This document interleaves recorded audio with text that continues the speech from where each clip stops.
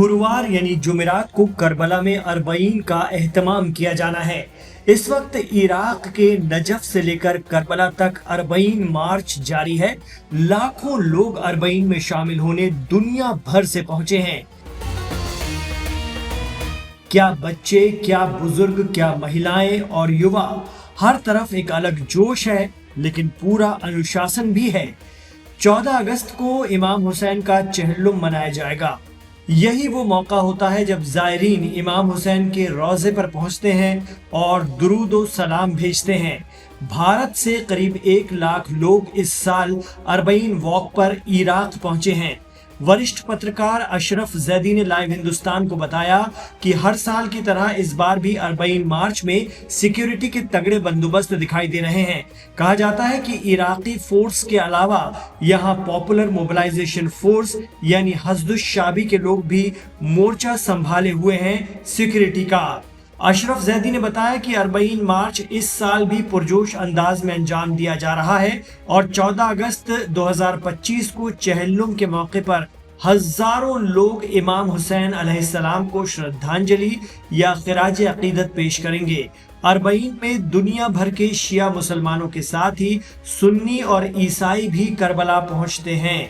अरबईन एक अरबी लफ्ज है जिसके मायने 40 होता है। इमाम हुसैन की शहादत के 40 दिन पूरे होने पर चहल्लुम या अरबईन पूरी दुनिया में मनाने की रिवायत पिछले 1400 सालों से चली आ रही है, लेकिन करबला का अरबईन खास होता है। इस मौके पर अकीदतमंद इराक के नजफ शहर से करबला तक का सफर पैदल तय करके इमाम आली मकाम को खिराज अकीदत यानी श्रद्धांजलि पेश करते हैं। लेकिन इस दौरान जो स्थानीय इराकी लोग हैं वो इन तमाम मेहमानों की खूब सेवा करते हैं और सेवा करने के लिए भी उनमें होड़ मची रहती है। 10 दिन और 10 रात का सफर तय करके लोग नजफ से करबला पहुंचते हैं, जिसके बाद त्याग, न्याय, धैर्य और सच जिसकी कस्में दुनिया खाती है, ऐसे इमाम हुसैन इब्ने अली की रोज़े की यानी उनकी मज़ार की ज़ियारत की जाती है। कहा जाता है कि हुसैन सभी सांस्कृतिक सीमाओं से परे हैं और उन्हें करुणा और सामाजिक न्याय का प्रतीक माना जाता है। अरबईन का सफर इस वक्त कर रहे जाने माने वरिष्ठ पत्रकार अशरफ जैदी कहते हैं कि दुश्मन यही चाहता है कि मजलूमों की आवाज ना उठे, इसलिए अरबईन में दखलंदाजी करने, उसे रुकवाने के प्रयास भी कट्टरपंथियों के जरिए किए जाते हैं, लेकिन वो कल ना कामयाब हुए थे, ना आज हुए हैं और ना आगे कभी हो पाएंगे।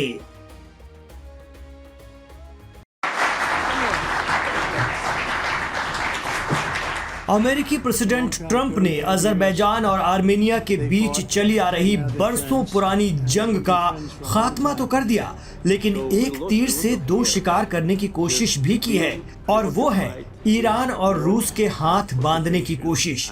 जी हाँ, 35 साल पुरानी दुश्मनी भुलाकर ईरान के पड़ोसी 2 मुल्क मिल गए हैं, लेकिन इससे ईरान की टेंशन बढ़ गई है और ईरान ने भी सीधे धमकी दी है। खबर है कि ईरान की फॉरेन मिनिस्ट्री के प्रवक्ता इस्माइल बाकी ने आर्मेनिया को साफ साफ कह दिया है कि अगर उसने अपने इलाके में ट्रंप रूट बनने दिया तो ईरान और रूस इसे बर्दाश्त नहीं करेंगे। उनका कहना है कि इस इलाके में किसी बाहरी शक्ति का दखल ईरान बिल्कुल भी नहीं सहेगा।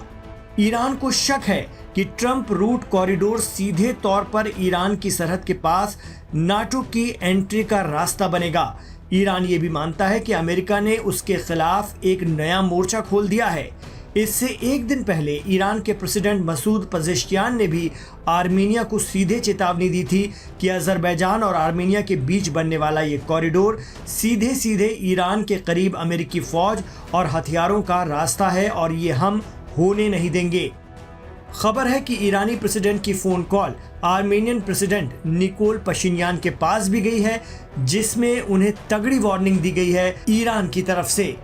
दरअसल ईरान के अजरबैजान के साथ उतने अच्छे ताल्लुकात नहीं हैं जितने आर्मीनिया के साथ हैं। अजरबैजान इसराइल और अमेरिका का करीबी माना जाता है और दोनों ईरान के दुश्मन हैं। अजरबैजान तो इसराइल का इतना करीबी है कि अजरबैजान का तेल ही तुर्की के रास्ते इसराइल को सप्लाई होता है। अजरबैजान भी ईरान की तरह शिया बहुल मुल्क है, लेकिन दोनों के कल्चर और सोच एकदम जुदा हैं। ईरान की सीमा अजरबैजान और आर्मेनिया दोनों से लगती है और यहीं अमेरिका एक बड़ा खेल करने वाला है, जिससे ईरान की त्योरियां चढ़ गई हैं। एक्सपर्ट कहते हैं कि ईरान की नाराजगी काफी हद तक वाजिब नजर आती है। दरअसल आर्मेनिया और अजरबैजान की दोस्ती के बहाने अमेरिका ईरान के बहुत करीब पहुंच जाएगा। जी हाँ, ईरान की सरहद के बिल्कुल पास, ईरान की सरहद के किनारे ट्रंप रूट जहां होगी अमेरिकी आवाजाही, ये बात ईरान को नाकाबिले बर्दाश्त है। व्हाइट हाउस के मुताबिक समझौते में आर्मेनिया और अजरबैजान के बीच तय हुआ है कि दोनों मुल्कों के बीच एक रास्ता, एक कॉरिडोर बनेगा। करीब 43 किलोमीटर का ये कॉरिडोर है, जिसे दोनों मुल्कों ने इंटरनेशनल अमन की अलामत बताते हुए इसका नाम ट्रंप रूट रख दिया है। और तो और इसे अमेरिका ही बनाएगा, यानी अमेरिकी मशीनरी, इंजीनियर और एक्सपर्ट ईरान की सीमा तक पहुंच जाएंगे। इस ट्रंप रूट के जरिए ही अजरबैजान और आर्मेनिया में कारोबार और दोनों का आना जाना हुआ करेगा। ईरान ने दोनों मुल्कों की दोस्ती और पड़ोस में शांति का तो स्वागत किया है, लेकिन उसे खतरा है कि इस कॉरिडोर में अमेरिका का आ धमकना उसके लिए बहुत बड़ा खतरा साबित हो सकता है। ईरान और अमेरिका की दुश्मनी जग जाहिर है और इसी साल जून में 12 दिनों की जंग के दौरान दोनों उलझ चुके हैं, वो भी इसराइल की वजह से।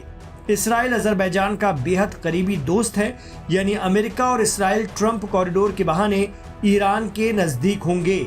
यही वजह है कि ईरान ने इस शांति समझौते के महत्वपूर्ण हिस्से Trump route for international peace and prosperity को सिरे से खारिज कर दिया है। गजा पर पूरी तरह कब्जा करने की इसराइल के पीएम नेतन्याहू की जिद के बाद ईरान गुस्से में आ गया है। ईरान के सुप्रीम लीडर इमाम सैयद आयतुल्लाह अली खामेनी ने इसराइल को सीधे लफ्जों में कह दिया है कि ऐसी कोई भी जुर्रत हुई तो अंजाम भयानक होगा। अरब मुल्क या तो चुप हैं या फिर हल्की फुल्की धमकी से काम चला रहे हैं, लेकिन पीएम नेतन्याहू की मंशा एकदम क्लियर है, गजा से हमास का पूरी तरह से खात्मा करना और वहां के लोगों को हटाना और गजा में यहूदी बस्तियां बसाना। लेकिन पीएम नेतन्याहू की इस योजना पर अगर कोई पलीता लगा सकता है तो वो सिर्फ ईरान है, और ईरान ने पीएम नेतन्याहू के प्लान को गंभीरता से लिया है, साथ ही इंतबाह भी दिया है। यही वजह है कि अब इसराइल को भी खौफ है कि गजा में कब्जे की कोशिश पर कहीं ईरान बड़ा अटैक न कर दे।